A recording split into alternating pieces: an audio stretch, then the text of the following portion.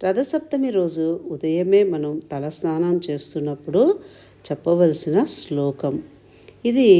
తల మీద జిల్లేడాకు, రేక్కాయలు, తర్వాత కొంతమంది అయితే రాగి కాయిన్ కూడా పెట్టుకొని స్నానం చేస్తారు.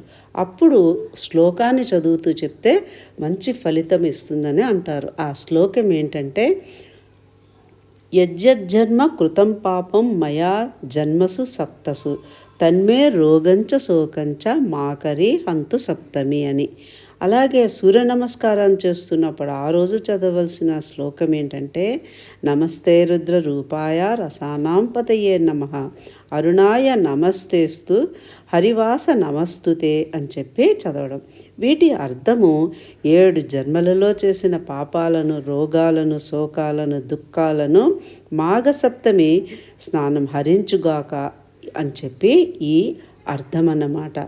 అర్థంతో అలాగే తెలుసుకొని చెయ్యడం చాలా మంచిది కదా. అలాగే ఉట్టినే తలకి స్నానం చేస్తే ఫలితం ఉండదని, ఈ శ్లోకాన్ని చదువుతూ చేస్తే ఫలితం ఉంటుందని చెప్పి ఒకసారి శ్రీ చాగంటి గారు ఒక సభలో చెప్పడము జరిగింది. అది ఇక్కడ నేను పెడుతున్నాను.